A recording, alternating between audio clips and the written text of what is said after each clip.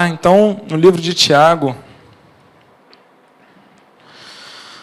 no capítulo 1, e se acomode bem na sua cadeira. Hoje a gente vai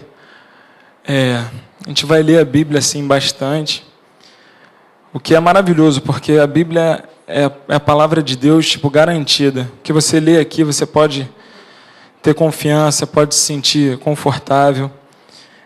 Se você não conseguir abrir no tempo para eu ler, você fica à vontade, anota o versículo e eu vou estar lendo. Sabe, a gente vai ler aqui a Bíblia, porque eu acho que é o que a gente tem que mais fazer nessa vida, procurar saber o que Deus quer para a gente. Então, Tiago, capítulo 1, no versículo 1. Tiago, servo de Deus e do Senhor Jesus Cristo, as 12 tribos dispersas entre as nações. Saudações.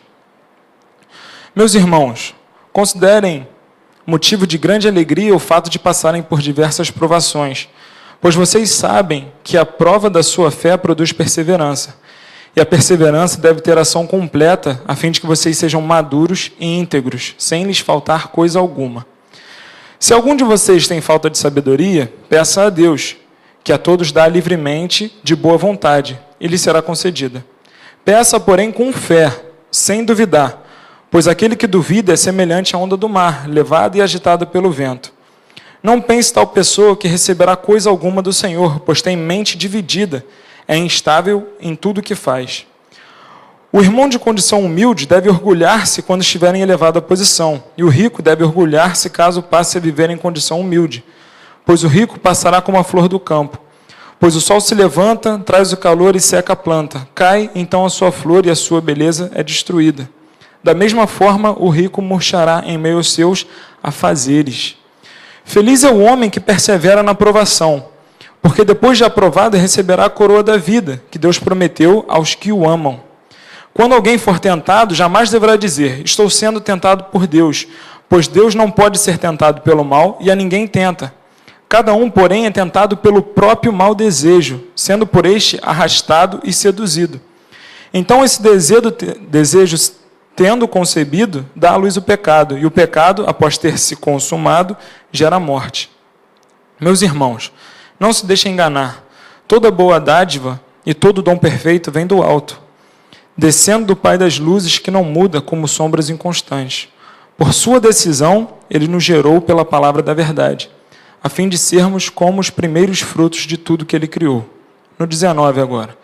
Meus amados irmãos, tenham isso em mente. Sejam todos prontos para ouvir, tardios para falar e tardios para irar-se, pois a ira do homem não produz a justiça de Deus. Portanto, livrem-se de toda impureza moral e da maldade que prevalece e aceitem humildemente a palavra implantada em vocês, a qual é poderosa para salvá-los. E o último versículo que a gente vai ler. Sejam praticantes da palavra e não apenas ouvintes, enganando-se a si mesmos. Vou ler de novo. Sejam praticantes da palavra e não apenas ouvintes, enganando-se a si mesmos. Vamos orar? Senhor, entrego o Senhor em Tuas mãos, Senhor, esse culto, Pai, essa palavra, Senhor, para que o Senhor fale, Senhor, aos corações livremente, Pai, assim como o Senhor já tem falado ao meu, Deus. Sabe, Pai, que cada um possa estar atento, Senhor, à Tua voz, Pai, estar atento, Senhor, e disponível, Pai, e disposto, Pai, a trazer, Senhor, essa palavra para si mesmo, Pai. A trazer, Senhor, essa palavra para a própria vida, Deus. A buscar em Ti, Senhor, a transformação, o início da transformação, a continuação, Pai, da transformação em nossas vidas, Pai. Gera vida, Senhor, nesta manhã, Pai. Sabe, Deus, que a Sua palavra, Senhor, seja, Pai, o nosso deleite, Pai. Ouvir, Senhor, o que o Senhor inspirou a eles escreverem, o que o Senhor falou aos ouvidos, Pai, dos Seus discípulos, Seus apóstolos, Pai. Possa ser, Senhor, nosso prazer, Senhor, nessa manhã, Deus. Por favor, Senhor, esteja em nosso meio, Pai, de forma, Senhor, confortável, para que nós possamos, Senhor, ser edificados pelo som da Tua voz, Pai. Em Teu nome, Jesus, muito obrigado, Pai. Amém. Amém. Sejam praticantes da palavra e não apenas ouvintes, enganando-se a si mesmos. E aí eu pergunto para você, eu tenho que ser praticante da palavra, certo? Que palavra? O que é a palavra de Deus que você tem que praticar? E aí você, com certeza, você pensa, a Bíblia. E eu pergunto para você, como você vai praticar a Bíblia se você não conhecer a Bíblia, se você não estudar a Bíblia, se você não se disponibilizar a colocar Deus em primeiro lugar da sua vida? Vou falar para você que é praticamente impossível você ser praticante da palavra se você não conhecer a palavra. E eu tento sempre trazer exemplos bem reais assim para a minha vida. Então, quando eu li isso, seja praticante da palavra, não apenas ouvinte, eu já trago para mim e eu começo a pensar, qual é a palavra? E eu penso, eu tenho uma certa noção do que é a vontade de Deus, mas eu tenho baseado em algo. E quando você para pensar, eu não sei se todos vão concordar, mas eu acredito até que seja, qual é a parte mais emblemática da Bíblia que nos traz o que é, vamos colocar para o Velho Testamento, o que é a vontade de Deus, o que é a palavra de Deus que você tem que praticar. Alguém tem algum? Os 10 mandamentos. São 10 mandamentos. Eu queria que você tentasse agora, sem colar, você tentasse lembrar na sua cabeça os 10 mandamentos. Não precisa falar, mas que cada um tenta lembrar. Eu vou dar, 15 segundos para a gente tentar lembrar.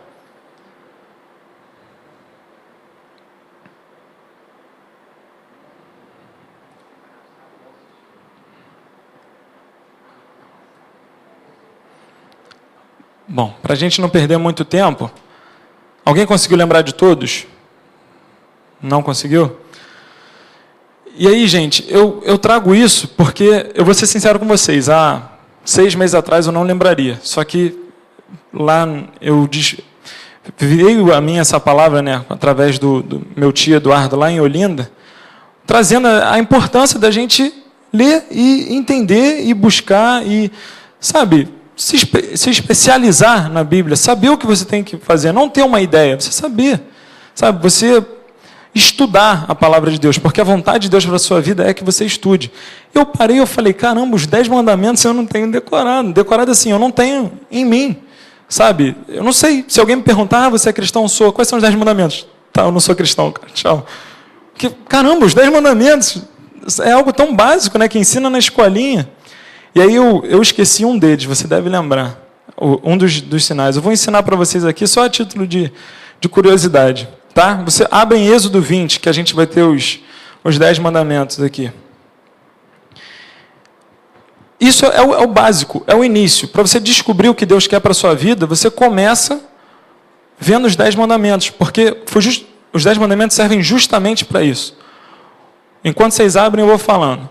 O povo de Israel tinha acabado de sair do Egito. Eles tinham acabado de sair do Egito. E no Egito, eles tinham se misturado com todos os povos, o povo egípcio, que adorava vários deuses, que tinham práticas erradas. Deus separou o povo e falou, tira todos os israelitas. Vocês agora são o meu povo, eu vou ser o seu Deus. Eles, beleza, saíram. Só que eles não faziam a mínima ideia do que era ser o povo de Deus. Então, por exemplo, no Egito, deveriam acontecer orgias, deveriam acontecer diversas coisas que não eram da vontade de Deus. Então, o que Deus fez? Tirou eles do meio do povo, levou eles para o deserto, chamou Moisés. Eu não vou me mexer muito não, senão tu vai ficar maluco aí gravando. Mas eu vou acabar me mexendo. Ele tirou, levou para o deserto. E aí, o que ele fez? Levou Moisés e falou, Moisés, eu vou te passar as minhas leis, porque eu desejo que vocês sejam assim. Primeira coisa que ele passou foram os 10 mandamentos, que são as leis básicas, né? Dali você consegue tirar o que ele quer. E depois ele veio destrinchando e fez todo o Deuteronômio, Levítico, todas essas coisas. E, sim, os 10 mandamentos, por ser cristão, pela história que a gente vive, a gente tem que saber, tem que ter no coração. Então diz assim, Deus falou todas estas palavras. Eu sou o Senhor, o teu Deus, que te tirou do Egito, da terra da escravidão. No 3, não terás outros deuses além de mim. Esse é o primeiro. Não farás para ti ídolo, nenhuma imagem de qualquer coisa no céu, na terra ou nas águas debaixo da terra. Não te prostrarás diante deles, nem lhe prestarás culto, porque eu, o Senhor teu Deus, sou Deus zeloso, que castiga os filhos pelos pecados dos pais até a 3ª geração. Vamos pular para o 7.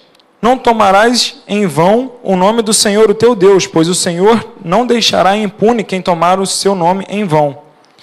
No 8, lembra-te do dia de sábado para santificá-lo. Vamos pular para o 12. Honra o teu pai e tua mãe, a fim de que tenhas vida longa na terra, que o Senhor, o teu Deus, te dá. 13. Não matarás, não adulterarás, não furtarás, não darás falso testemunho contra o seu próximo, não cobiçarás a casa do teu próximo, não cobiçarás a mulher do teu próximo, nem os seus servos ou servas, nem seu boi ou jumento, nem coisa alguma que lhe pertença. Isso é o início. É o início. Aqui você já consegue começar a conhecer qual é o sentimento de Deus. E não é só que Deus moralmente, não é só moralmente correto. Isso aqui não são mandamentos que você deve ou não obedecer. Assim, se você é de Deus, você não faz isso, você não pode fazer. Você vai procurar seguir, no princípio, todas essas coisas, sabe? E dessas você vai começar a descobrir todas as outras que você deve também seguir, que estão aqui na Bíblia. E aí tem uma coisa que ensinou lá em Olinda, que é para você gravar os 10 mandamentos. Eu lembrei o mandamento, mas eu esqueci o do 8º. Você lembra como é que é? Vou fazer desde o primeiro. Então é assim. Eu esqueci como é que é. Primeiro mandamento. Só há um Deus. Vocês estão me ouvindo? Ali não está. Calma aí. Tem que fazer a mímica. Parece brincadeira, mas não é não, tá, gente? É bom para lembrar. Só há um Deus. Não se dobrarás diante de falsos deuses. O 3. Não falar o nome de Deus em vão. O 4. Guardar o sábado. Isso aqui é a igrejinha, é a casa. O 5. Esse é o mais legal. Esse é honra teu pai e tua mãe, senão, O 6, eu não lembro, é o 4 aqui, isso aqui. O 6, não matarás. O 7, não adulterarás, 7, não adulterarás. O 8, eu esqueci qual é o... a Bia, caramba, a Bia é... Não roubarás, furtarás. Furtarás, porque antigamente quem furtava, cortavam os dedos. Aí você lembra. Então, não furtarás. Não prestarás falso testemunho. E o 10 é não cobiçar a coisa do próximo. Gente, é legal? É legal para ensinar na escolinha? Não, é legal para ensinar para a gente, porque quando pergunta para a gente não lembra. Então, isso, cada um tem importância. Só existe um Deus, você não pode ter outros deuses na sua vida. Você não pode idolatrar, nem sejam deuses, nem nada que seja, sabe? Nada pode tomar o lugar de Deus, você não pode idolatrar. Você não pode falar o nome de Deus em vão. Eu acho que isso a gente erra bastante. Guardar o sábado, caramba, guardar o sábado, eu acho que... Eu não preciso mais disso. Talvez a gente não separe um dia assim para Deus, sabe? Separe um momento nosso para Deus. A gente tem que separar. O 5, honrar pai e mãe. O 6, não matar. Eu acho que esse, assim, para nós, talvez seja um dos mais fáceis. Não adulterar. E aí a gente lembra de Jesus, que na verdade não é só não matar e não adulterar. Jesus fala que se você pensar na mulher do próximo, se você pensar em matar o seu irmão, você já está pecando. Mas Ricardo, aí fica difícil demais. Eu falei, mas essa é a vontade de Deus para a gente, que a gente seja perfeito? Tá, eu vou dizer, Ele quer que a gente seja perfeito, mas Ele sabe que a gente não vai ser. Mas Ele quer que você tente, e a gente vai ver isso aqui daqui a pouco. Então, caramba, você está trazendo tantos... Não é interessante você ver a palavra detalhada, o que você deve ou não deve fazer? Se você procurar na Bíblia, você encontra. Se você tiver vontade de viver uma vida segundo o que Deus quer, você vá para a Bíblia, vá ler, vai ver o que Ele quer da sua vida, sabe? Então eu trouxe esse negócio de Êxodo, que é algo assim tão simples, né? Mas ainda assim a gente peca um pouco em não saber. Voltando para Tiago, a gente vai agora para o capítulo 2. E aí a gente vai ficar bastante tempo em Tiago. Então, no Tiago 1, no versículo 22, enquanto vocês voltam, diz: sejam praticantes da palavra e não apenas ouvintes, enganando-se a si mesmos. Percebe o final dessa frase? Enganando-se a si mesmos. Não é enganando a Deus. Você não engana a Deus. Você está aqui ouvindo o que eu estou pregando, ou até eu estar aqui falando o que eu estou pregando, e não praticar, eu estou me enganando e você está se enganando. E a vontade de Deus é que a gente não se engane. A vontade de Deus é que a gente pratique a palavra, sabe? Por quê? Aí a gente pula para Tiago 2, no versículo 14. Tem que ficar de olho na hora. É só pular uma página para o lado. Então, Tiago 2, versículo 14. De que adianta, meus irmãos, alguém dizer que tem fé se não tem obras? Deixa eu só ver até onde eu vou. É até o 26. Se não tem obras. Olha só que interessante. Acaso a fé pode salvá-lo? Se um irmão ou irmã estiver necessitando de roupas e do alimento de cada dia, e um de vocês lhe disser, vá em paz, aqueça-se e alimente-se até satisfazer-se, sem porém lhe dar nada, de que adianta isso? Assim também a fé por si só, se não for acompanhada de obras, está morta. Mas alguém dirá, você tem fé, eu tenho obras. Mostre-me a sua fé sem obras, e eu lhe mostrarei a minha fé pelas obras. Você crê que existe um só Deus? Muito bem. Até mesmo os demônios creem e tremem. Insensato. Quer certificar-se de que a fé sem obras é inútil? Não foi Abraão, nosso antepassado, justificado por obras, quando ofereceu seu filho Isaque sobre o altar? Você pode ver que tanto a fé como as obras estavam atuando juntas, e a fé foi aperfeiçoada pelas obras. Cumpriu-se assim a escritura que diz, Abraão creu em Deus e isto lhe foi acreditado como justiça. E ele foi chamado amigo de Deus. Vejam que uma pessoa é justificada por obras e não apenas pela fé. Caso semelhante ao de Raabe, a prostituta. Não foi ela justificada pelas obras quando acolheu os espias e fez sair por outro caminho? Até isso, ó. Só falta 26, desculpa. Assim como o corpo sem espírito está morto, também a fé sem obras está morta. Hoje em dia tem sido pregado o evangelho de fé, mas que isenta a gente se a gente não tiver as obras. Sendo que a nossa fé é comprovada pelas nossas obras. Porque se fé não é só uma palavrinha, fé. Eu tenho fé. Fé não é só acreditar. Fé é você acreditar e você viver. Viver de forma... Fé é você acreditar de verdade. Porque às vezes a gente acha que acredita. Mas... o que ele estava dizendo, falando assim, se você está dizendo que você acredita que Jesus morreu por você e que Ele é o Senhor da sua vida, e Ele vira para você e diz, não adultera, e aí Ele aproveita e diz que se você só olhar para a mulher do próximo e cobiçar já é um pecado, se você não se sente mal por isso, se você não vê isso como errado, calma aí, você não está acreditando, você não está tendo fé, você não está praticando obras. Quer dizer que se algum dia... Eu vou usar esse exemplo, tá, gente? Se algum dia você olhar, você vai para o inferno? Não é isso. Mas você sabe que está errado, você deve se arrepender e tentar praticar outras coisas. Da mesma forma com furtos, sei lá, pequenos furtos. Deixar de pagar alguma coisa que você deve. Fazer coisas pequenas.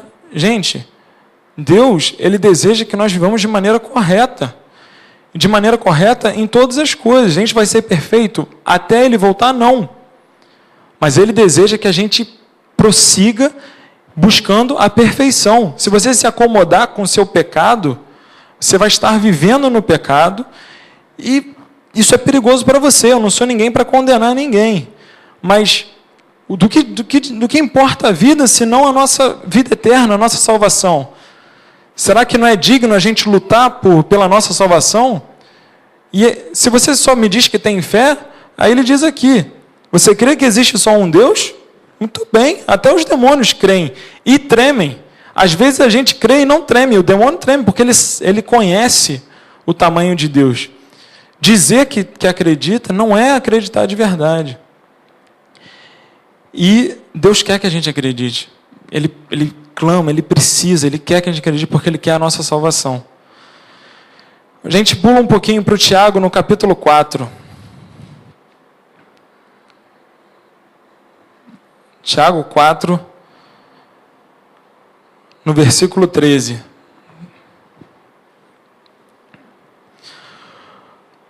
Ouçam agora, vocês que dizem, hoje ou amanhã iremos para esta ou aquela cidade. Passaremos um ano ali, faremos negócios, ganharemos dinheiro. Vocês nem sabem o que lhes acontecerá amanhã. Que é a sua vida? Veja, vocês são como a neblina que aparece por um pouco de tempo e depois se dissipa. Ao invés disso, deveriam dizer: se o Senhor quiser, viveremos e faremos isto ou aquilo. Agora, porém, vocês se vangloriam das suas pretensões. Toda vanglória como essa é maligna. Pensem nisso, pois quem sabe que deve fazer o bem e não o faz, comete pecado. Isso aqui, ele volta a dizer: o que é a sua vida, o que é a minha vida? Gente, eu aqui em cima, eu falo o que eu acredito que Deus fala para mim. Eu não falo por mim, porque em mim não tem poder nenhum, mas eu falo o que eu acredito e o que eu li na Bíblia, por isso eu faço questão de ler. Não sou eu que estou dizendo que a sua vida não é nada quando eu digo isso para você, não. É Deus que está dizendo. Então, o que é a sua vida? No versículo 14, vocês nem sabem o que lhes acontecerá amanhã. O que é a sua vida? Vocês são como uma neblina que aparece por um pouco de tempo e depois se dissipa. Isso quer dizer que ele não se importa com a gente? Não. Ele só está dando para a gente a noção do que esse tempo que a gente vive, na verdade, é diante de tudo que ele criou, diante de toda a história. A gente acha que a gente é o centro do universo. A gente não é. Deus é o centro do universo. Ele ama a gente e coloca a gente como pessoa assim, muito importante para Ele. Só que o que é a minha vida, o que é a sua vida diante de Deus? Diante da imensidão de Deus é nada, é como neblina que vem e se dissipa. O que sou eu para tentar decidir ou falar, vou fazer isso, vou fazer aquilo? O que eu tenho que falar é: misericórdia, Deus, me diz o que fazer, ou me abençoa, se o Senhor quiser. Sabe, é uma postura de servo e senhor, porque ele veio para ser o nosso Senhor e Salvador. Ele veio para ser o nosso Senhor, e a gente tem que adotar Ele como nosso Senhor, tem que servir a Ele como Senhor. Senhor, o que queres que eu faça? Ou, se eu não tenho certeza, se o Senhor me permitir, eu vou ali, assim, não na padaria, talvez até na padaria, se Deus tocar no seu coração de não ir, mas em coisas assim da nossa vida. Se o Senhor me permitir, eu vou fazer isso. Se o Senhor me permitir, eu vou fazer aquilo. Mas sempre consultando o seu Senhor. Porque se você coloca Ele em primeiro lugar na sua vida, o objetivo da sua vida aqui na terra é servir o seu Senhor. Eu não tenho medo de falar isso, porque a gente tem que agir dessa forma. Sabe? Então, o que é a nossa vida? Para que serve a nossa vida? Será que é para realizar as nossas próprias vontades? A gente leu antes, lá no Tiago 1, que fala assim: os ricos ficam se perdendo nos seus próprios afazeres. Aqui no versículo 11, pois o sol se levanta, traz o calor e seca a planta, cai então a sua flor e a sua beleza é destruída. Da mesma forma, o rico murchará em meio aos seus afazeres. Sabe o que Deus está dizendo? Assim, eu não me importo. Se você, aqui, por favor, entenda quando eu digo eu não me importo. Assim, para Ele, você ser rico, você ser pobre, é um propósito dele para a sua vida.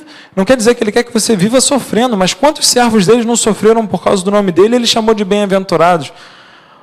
Mas ele fala assim: onde você estiver, o que você for, que você seja para ele, que você sirva a ele. Não perca tempo. Não perca tempo nos seus afazeres. Da mesma forma, Paulo fala que o bom soldado não se deixa envolver pelos negócios da vida civil. Tá, você lembra onde é que está, Rodrigo? Acho que está em Timóteo, 2 Timóteo.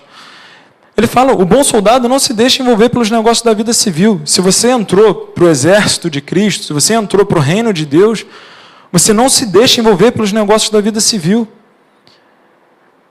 Mas, Ricardo, eu já não sou mais tão novo. Antigamente eu era mais novo. Outro dia eu encontrei um cabelo branco aqui. Fiquei muito feliz. Você é maluco, né? Outro dia eu encontrei um cabelo branco aqui. Fiquei muito feliz. O dia que eu tiver uns cabelos brancos, as pessoas vão assim: você é novo. Não sou mais aqui. Eu encontrei aqui, cara. Mas, agora eu me perdi. Viu? Por isso não posso fazer piada. Calma que eu vou lembrar. Negócio da vida civil. É o quê? É a idade, né? É porque só tem um cabelo branco, tem que nascer mais. Não pode se envolver pelos negócios da vida civil. Ah, sim. Mas, Ricardo, você não entende ainda, você não tem... Gente, eu estou querendo casar, já estou passando perrengue, negócio de pagar apartamento, essas coisas, então já estou começando a ver como é que é. Mas eu ainda acredito no meu coração, e isso sou eu, que em primeiro lugar tem que ser o reino de Deus. Eu me sinto... É 2 Timóteo o quê? 2 no versículo 4, se depois você quiser ver. Eu ainda acredito que em primeiro lugar tem que vir o reino de Deus. E eu hoje orando para Deus, falando, Deus, hoje eu me sinto triste. Porque eu não tô vendo pessoas se converterem através da minha vida. E eu estou sendo sincero diante de vocês, porque eu não estou pretendendo parecer nada aqui.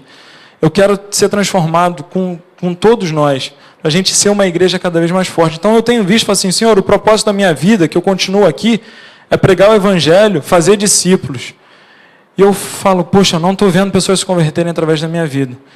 E eu quero mudar, e eu tenho orado por isso, e eu espero que eu possa estar passando também para vocês um pouco do que tem sido esse sentimento.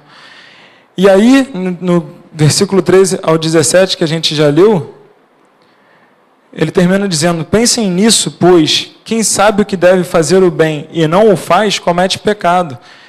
E na Bíblia também se refere àquele que a muito foi confiado, mais vai ser cobrado. Então, se você tem esse conhecimento, poxa, você tem uma responsabilidade diante de Deus, de pregar o evangelho.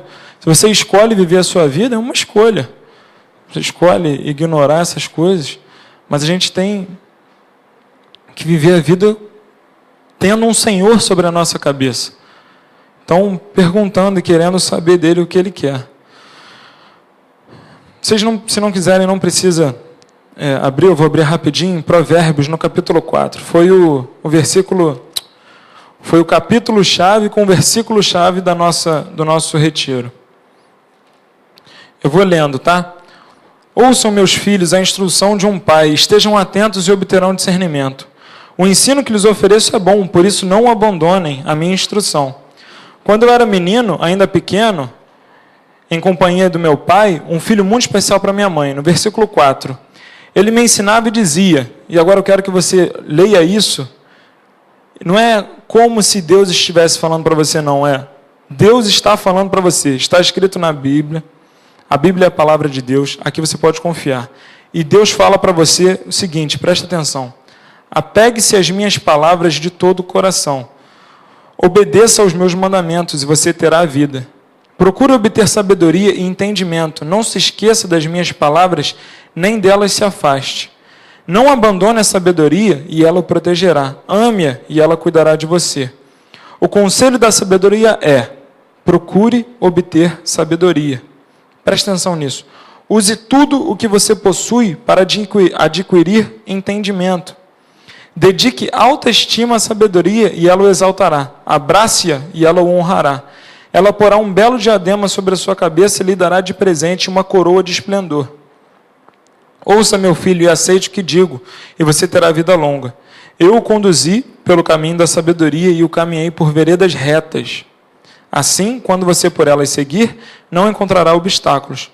Quando correr, não tropeçará. Apegue-se à instrução, não a abandone, guarde-a bem, pois dela depende a sua vida. Apegue-se à instrução, não a abandone, guarde-a bem, pois dela depende a sua vida. 14. Não siga pela vereda dos ímpios, nem ande no caminho dos maus. Evite-o. Não passe por ele. Afaste-se e não se detenha. Porque eles não conseguem dormir enquanto não fazem o mal, perdem o sono, se não causarem a ruína de alguém. Pois eles se alimentam da maldade e se embriagam da violência. Agora o versículo-chave do retiro. A vereda do justo é como a luz da alvorada, que brilha cada vez mais até a plena claridade do dia. Eu vou parar por aqui, no Provérbios 4. Uma pregação do pastor Maurício aqui na igreja, ele citou esse versículo. E quando ele falou, eu já tinha lido isso pelo menos umas 2 vezes, mas nunca tinha percebido. A vereda do justo, ou seja, o caminho do justo, né, é como a luz da alvorada, que brilha cada vez mais até plena claridade do dia. O que isso significa? Significa que quando você se tornou justo, quando você foi salvo por Jesus, você tinha uma conduta. E a partir do momento que você foi salvo por Jesus, você passou a acreditar e a buscar o conhecimento com tudo que você possui. Você passou a buscar a sabedoria. E a partir do momento que você buscou essa sabedoria e você trouxe esse conhecimento, você buscou praticar, como está escrito em Tiago. pratique a palavra de Deus, e você passou a praticar. E desde então, você foi como a luz da alvorada, que quando começou a clarear o dia, era um brilho bem fraco, mas você prosseguiu numa constante até a plena claridade do dia. E a plena claridade do dia é o dia do Senhor Jesus Cristo, que você vai se tornar perfeito. Se você, quando se converteu, veio até hoje permanecendo da maneira que você cresceu e você caiu, quer dizer que você vai para o inferno? De maneira nenhuma. Quer dizer que você não está cumprindo na sua vida o que Deus deseja. Quer dizer que eu não estou cumprindo na minha vida o que Deus deseja. Porque o Senhor deseja que a gente se santifique e se aperfeiçoe constantemente. Paulo vive falando, aquelas velhas práticas que vocês cometiam, deixa elas de lado, larga elas. Aqueles pecados, não vivam mais neles. E a gente lê, e eu quando li, eu vou falar por mim, eu quando li, sentindo a minha incapacidade, eu não dava o valor suficiente para ele. Quer dizer que assim que eu li, que eu lembrar do pecado, eu vou conseguir largar? Talvez não.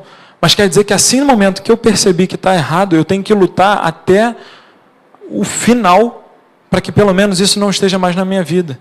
Porque eu não quero viver em pecado. Porque quem vive no pecado não vai ter a vida eterna. Sabe? Então, Deus sabe que nós somos imperfeitos. Mas Ele quer que a gente lute. Foi isso que eu sempre aprendi. E vendo aqui na Bíblia, podendo fazer todas essas correlações dos versículos, é isso que eu aprendo. Prossiga. O seu alvo é a perfeição. Paulo fala, sede meus imitadores assim como eu sou de Cristo. Imitadores, Cristo era perfeito, Paulo nem tanto. E ele falava, sejam meus imitadores. Quer dizer que ele já tinha confiança de que ele estava percorrendo um caminho bom, um caminho reto, um caminho justo. E se a gente não der valor a essas coisas, a nossa igreja ou a nossa vida vai estar ali, talvez em algum momento, por um fio. Se a gente souber que está vivendo num pecado e não tentar sair disso, eu não sou ninguém para julgar, mas eu não quero estar nessa situação, sabe? E aí eu pergunto para vocês, meus irmãos, é fácil ir para o céu? É sempre a pergunta que a gente para e fala assim, poxa, não é acreditar que Jesus Cristo é o Senhor e Salvador da minha vida? É fácil para o céu? Assim, em teoria é. Porque Ele me deu tudo de graça. Ele me deu tudo de graça. Eu preciso acreditar nele. Só que o problema está na palavra, acreditar. Porque acreditar em Jesus não é só acreditar que Ele existiu. Ah, você crê que existe só um Deus? Ah, teus demônios creem e tremem. Os demônios estão salvos? Não. Mas acreditar é acreditar em Jesus e em tudo que está em volta dele. É acreditar no céu. É acreditar que quando Ele diz para você que o céu é a melhor coisa que vai acontecer com você, é verdade. Por mais que eu goste muito de jogar futebol no final de semana, e essa seja, tirando a Bárbara, senão depois eu puxo, a melhor diversão da minha vida, jogar futebol. Aí, mas o céu não pode ser melhor que jogar futebol. Eu vou falar para você, eu tive dificuldade nisso. Por quê? Porque eu não conheço o céu, não sei onde é que é, não sei como é que é. Mas eu acredito. E ele fala, vale a pena você sofrer, bem-aventurados os que... Aquelas monte de coisa. Eu falo, meu Deus. Então acreditar em Jesus é acreditar em tudo que Ele diz. Acreditar em tudo que Ele manda. Aí sim, você vai estar acreditando que Ele é o Senhor e Salvador da sua vida. E aí, você vai estar praticando. E a sua fé não vai ser sem obras. As suas obras vão demonstrar a sua fé. Porque a partir do momento que alguém vira e fala, assim, vamos supor, vou trazer o exemplo de outras pessoas. Nega teu Senhor aí, nega Jesus Cristo, senão você morre. Eu não posso negar Jesus Cristo, Ele vai me dar a vida eterna. Isso já são obras. Você está demonstrando a sua fé pelas obras. Sabe, não é um simples falar, eu acredito. É um viver, assim, matou, o cara já está lá na glória. Gente, é loucura, tá? Tem aquele versículo sempre, 1 Coríntios 3, qual? 18? Eu vou abrir. Eu não gravo porque o Rodrigo está sempre ali, eu sempre aponto para ele e ele lembra. Eu tenho que gravar, cara, mas eu gravei 1 Coríntios. 1 Coríntios 3, no versículo 18. Não se enganem, se algum de vocês pensa que é sábio segundo os padrões dessa era, deve tornar-se louco para que se torne sábio, segundo os padrões dessa era. E de padrões dessa era a gente sabe bastante. É só sair pela rua e qualquer coisa que você vê aí, conversar com qualquer pessoa, qual é o seu objetivo de vida. Pronto, você já sabe qual é o padrão dessa era. Então, se você deseja ser sábio, você deve se tornar louco segundo os padrões dessa era. E eu continuo perguntando, meus irmãos, é fácil ir para o céu? É. Se você acreditar, é. Porque mesmo que seja difícil cumprir com todas as outras coisas, se você se preocupar em acreditar e lutar, não vai ser fácil, mas vai ser bom, vai ser prazeroso para você, por mais que você tenha que lutar bastante. E aí eu vou abrir em Mateus 5.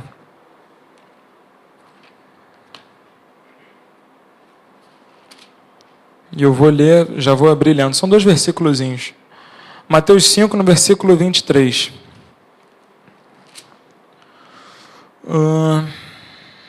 Cadê? Portanto, estou no certo? Estou. Portanto, se você estiver apresentando sua oferta diante do altar e ali se lembrar de que o seu irmão tem algo contra você, não deixe sua oferta... deixe sua oferta ali diante do altar e vá primeiro reconciliar-se com o seu irmão. Depois volte e apresente a sua oferta.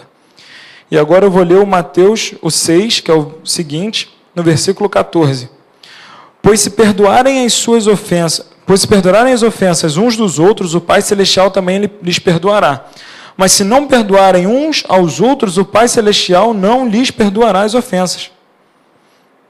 E aproveitando já o embalo, eu vou para Mateus 18, no versículo 21.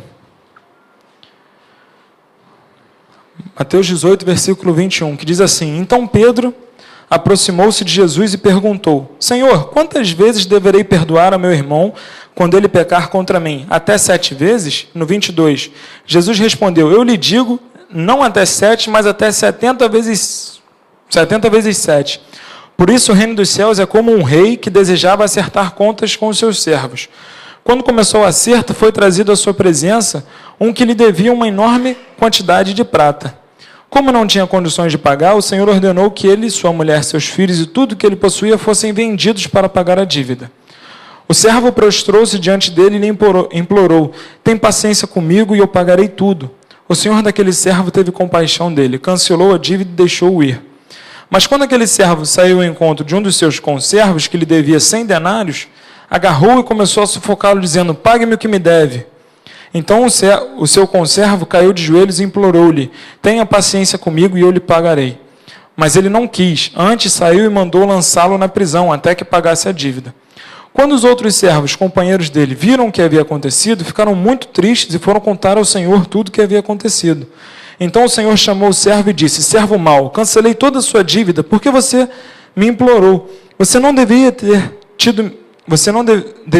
tido misericórdia do seu conservo como eu tive de você? E irado seu senhor entregou aos torturadores até que pagasse tudo que devia. Assim também lhes fará o meu... Olha só o que Jesus está dizendo. Assim também lhes fará o meu Pai Celestial se cada um de vocês não perdoar de coração ao seu irmão. Caramba! Ler a Bíblia é brabo. Quando você descobre um negócio desse, você não tinha esperança na sua vida. O salário do que você faz, tudo que você faz, era morte. E ele de graça falou: não, por minha justiça eu mesmo, mandar meu filho, e ele veio, vou morrer por vocês, eu vou ser o cordeiro imaculado, puro, que vou sofrer tudo que você... Ele sofreu, ele não fingiu que sofreu, não, ele sofreu tudo que você e eu merecíamos, tudo. O cálice da ira de Deus, que ele fala: Senhor, afasta de mim esse cálice. E o cálice que está descrito em Apocalipse, que é o cálice da ira que vai ser derramada, Jesus estava sofrendo porque ele ia beber o meu. E ele bebeu, ele sofreu o que eu deveria sofrer. E aí ele vira e fala: e você não vai perdoar o seu irmão? Você não acredita em mim. Você não acredita que eu bebi. É mais ou menos isso. Você não acredita que eu realmente bebi. Você não acredita no que eu fiz na cruz. Se você não está perdoando seu irmão, você vai ser jogado aos torturadores. Ai, cara, está escrito na Bíblia. Sabe o que eu faço disso? Vou começar a olhar para você. Você não está perdoando seu irmão? Não, eu vou correr, olhar para ver o meu coração se eu não estou perdoando alguém. Porque eu tenho que perdoar. de coração. A gente fala, e aí cada um vai deixar o Espírito Santo falar o seu próprio coração. Perdoar, perdoar, mas não esquecer. Gente, eu não tenho uma fórmula para vocês. Mas quando eu leio isso, eu penso que, não sei nem se eu acho que não tem ninguém que eu ainda tenha que perdoar, ou pedir perdão. Mas quando eu vejo isso e penso no que Jesus fez por mim, eu acho que perdoar de coração deve ser perdoar mesmo. É só ver o que Jesus fez, pô. Caramba. E aí, não precisa abrir porque é um versículo só. A gente voltar só um pouquinho aqui no Tiago, no capítulo 2, versículo 14, que diz assim: de que adianta, meus irmãos, alguém dizer que tem fé se não tem obras? Acaso a fé pode salvá-lo? Você dizer que acredita em Jesus e não perdoa seu irmão, você não acredita em Jesus.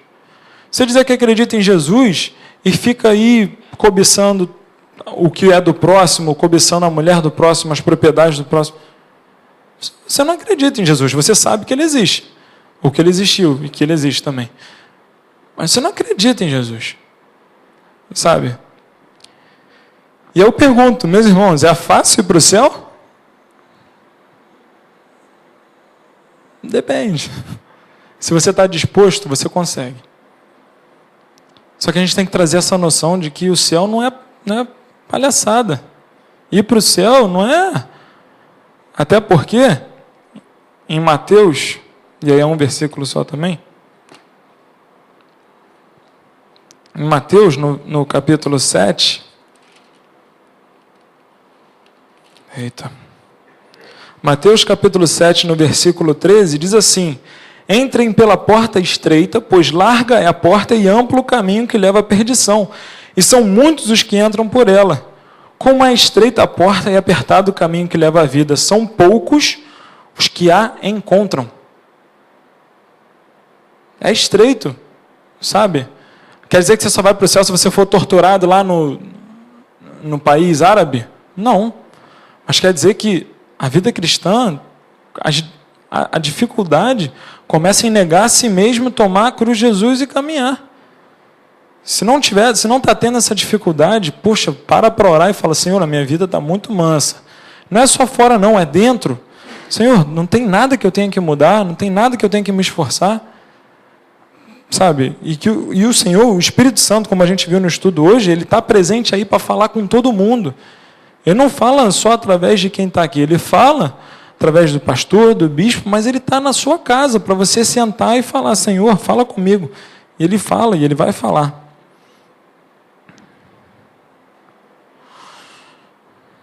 E só mais um versículo também. João 8, no versículo 24, para terminar.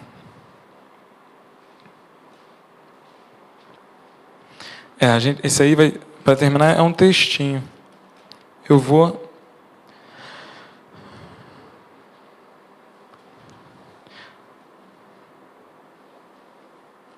é o texto que a gente vai ler, né? Então é João 8, 24.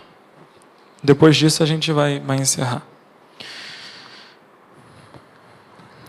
Jesus dizendo, né?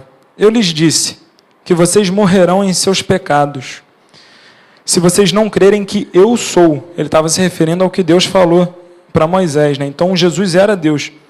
Então, vou ler de novo. Eu lhes disse que vocês morrerão em seus pecados, se vocês não crerem que eu sou, de fato, morrerão em seus pecados. Quem é você? Perguntaram eles. Exatamente o que tenho dito o tempo todo, Jesus respondeu. Tenho muitas coisas para dizer e julgar a respeito de vocês, pois aquele que me enviou merece confiança, e digo ao mundo aquilo que dele ouvi. Eles não entenderam que ele estava falando a respeito do Pai. Então Jesus disse: quando vocês levantarem o Filho do Homem, saberão que eu sou, e que nada faço de mim mesmo, mas falo exatamente o que o Pai me ensinou. Aquele que me enviou está comigo. Ele não me deixou sozinho, pois sempre faço o que lhe agrada. Tendo dito essas coisas, muitos creram nele. A gente vai seguir. Disse Jesus aos judeus que haviam crido nele: se vocês permanecerem firmes na minha palavra, verdadeiramente serão meus discípulos, e conhecerão a verdade os libertará. Eles lhe responderam, somos descendentes de Abraão e nunca fomos escravos de ninguém. Como você pode dizer que seremos livres? Jesus respondeu, digo-lhes a verdade, todo aquele que vive pecando é escravo do pecado. O escravo não tem lugar permanente na família, mas o filho pertence a ela para sempre. Portanto, se o filho os libertar, vocês de fato serão livres. Eu sei que vocês são descendentes de Abraão. Contudo, estão procurando matar-me. Por que em vocês não há lugar para a minha palavra? Eu lhes estou dizendo o que vi na presença do Pai, e vocês fazem o que ouviram do Pai de vocês. Abraão é nosso pai, responderam eles. Disse Jesus, se vocês fossem filhos de Abraão, fariam as obras que Abraão fez. Mas vocês estão procurando matar-me, sendo que eu lhes falei a verdade que ouvi de Deus. Abraão não agiu assim. Vocês estão fazendo as obras do pai de vocês. Protestaram eles. Nós não somos filhos ilegítimos, o único pai que temos é Deus. Disse-lhe Jesus, se Deus fosse pai de vocês, vocês me amariam, pois eu vim de Deus e agora estou aqui. Eu não vim por mim mesmo, mas ele me enviou. Porque a minha linguagem não é clara para vocês? Por que são incapazes de ouvir o que eu digo? Vocês pertencem ao pai de vocês, o diabo, e querem realizar o desejo dele. Ele foi homicida desde o princípio e não se apegou à verdade, pois não há verdade nele. Quando mente, fala a sua própria língua, pois é mentiroso e pai da mentira. No entanto, vocês não creem em mim, porque lhes digo a verdade. Qual de vocês pode me acusar de algum pecado? Se estou falando a verdade, por que vocês não creem em mim? Aquele que pertence a Deus ouve o que Deus diz. Vocês não ouvem, porque não pertencem a Deus. A gente vai prosseguir ainda. Os judeus lhe responderam, não estamos certos em dizer que você é samaritano e está endemoniado? Disse Jesus, não estou endemoniado, ao contrário, honro meu Pai, e vocês me desonram. Não estou buscando glória para mim mesmo, mas há quem busque e julgue. Asseguro-lhes que, se alguém obedecer a minha palavra, jamais verá a morte. Diante disso, os judeus exclamaram, agora sabemos que você está endemoniado. Abraão morreu bem como os profetas, mas você diz que se alguém obedecer às suas palavras, nunca experimentará a morte. Você é maior que o nosso pai Abraão?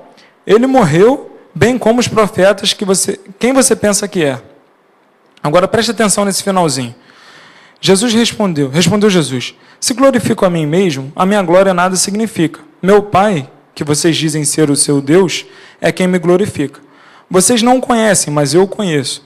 Se eu dissesse que não o conheço, seria mentiroso, como vocês. Mas eu de fato o conheço e obedeço a sua palavra. Olha só, cara, isso aqui, no 56. Abraão, pai de vocês, regozijou-se porque veria o meu dia. Olha isso, ele o viu e alegrou-se. Eu vou dizer de novo. Abraão, pai de vocês, regozijou-se porque veria o meu dia. Ele o viu e alegrou-se. Disseram-lhe os judeus, você ainda não tem 50 anos e viu Abraão? Respondeu Jesus, eu lhes afirmo que antes de Abraão nascer, eu sou. Então eles apanharam pedras para apedrejá-lo, mas Jesus escondeu-se e saiu do templo. Existem três partes nesse texto que, para mim, são muito interessantes. É Jesus falando, se você vive no pecado, você vai morrer. E a segunda parte, que eu já li, caramba, quantas vezes eu já li isso, eu nunca vi. Abraão, cadê? É no 56, Abraão, pai de vocês, regozijou-se porque verei o meu dia. Ele o viu e alegrou-se. Quando eu li isso, eu falei, caramba, Deus, porque a gente sempre aprende que Deus é atemporal. Então, Paulo diz que nós já estamos reinando com Deus em tronos celestiais. Jesus discutindo ali com eles, e eles falam, não, você não pode ser Deus. Jesus, eu sou Deus, eu falo a verdade, eu não estou mentindo, quem é mentiroso são vocês. Não, mas você está endemoniado. Eu não estou endemoniado, vocês estão filhos do diabo. Você está endemoniado. Aí eles falam assim, porque o nosso pai Abraão, não sei o quê. Ele falou assim, o seu pai Abraão ficou feliz porque veria o meu dia.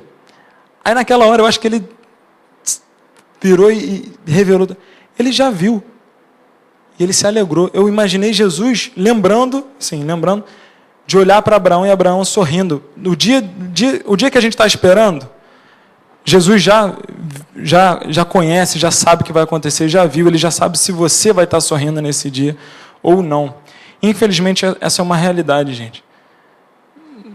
É uma realidade que poucos são escolhidos. Se você não cuidar da sua salvação, se você não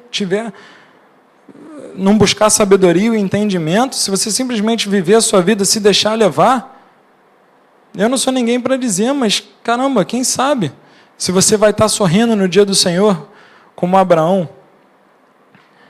Ai, cara, você está pregando que é difícil. Cara, a porta é estreita, o caminho é estreito. Jesus fez tudo o que Ele podia para a gente, Ele só não pode acreditar por nós. E quem acredita, acredita. Quem acredita, cumpre.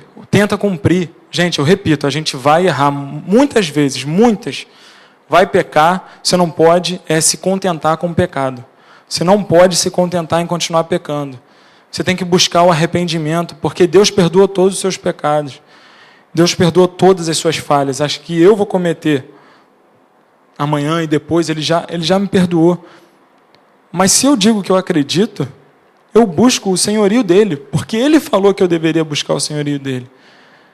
Não dá para acreditar só na metade, tem que acreditar no todo. E se a gente acreditar, se a gente buscar, se a gente for, a nossa vida vai ser diferente.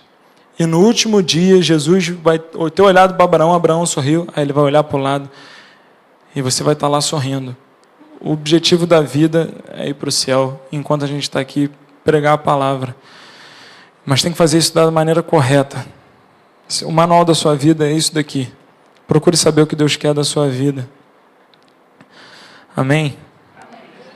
É possível ir para o céu. É possível, é muito possível. Mas tem que ser do jeito que Deus colocou, sabe? O diabo tenta te enganar de todas as formas. De todas as formas, em qualquer momento. Ele vai tentar te derrubar. Vai tentar te tirar do plano do Senhor. Esteja atento. Sabe? Mas tem que estar atento com esse parâmetro. Isso aqui é o parâmetro. O que a gente deve fazer. Vamos conseguir fazer tudo aqui? Não, mas vamos tentar. Até o final da vida. E aí você vai ver que os dons vão brotar no nosso meio, as curas, os sinais e maravilhas, as conversões dos nossos parentes, nossos familiares, porque nós vamos ser pessoas diferentes. Nós vamos ter algo para oferecer para eles. O que a gente está oferecendo para eles hoje? É a vida eterna? A gente está oferecendo a vida eterna como quem acredita que realmente vai viver para sempre, realmente quer viver para sempre? Sim, glória a Deus. Não. O que você está oferecendo? Está oferecendo um clube? Para ficar aqui dentro de um clube?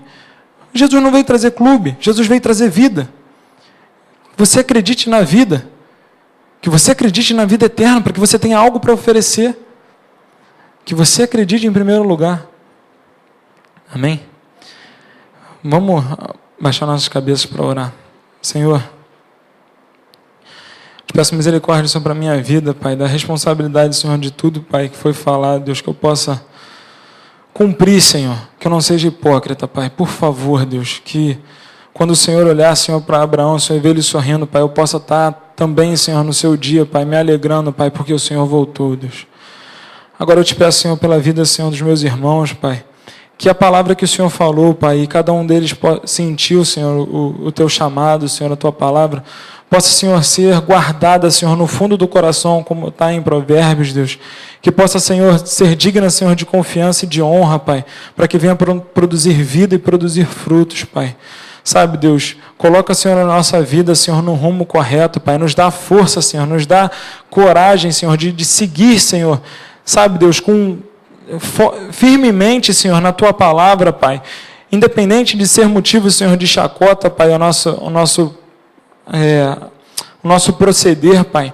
Independente, Senhor, das pessoas, Senhor, não acreditarem, das pessoas, Senhor, até ridicularizarem, Deus.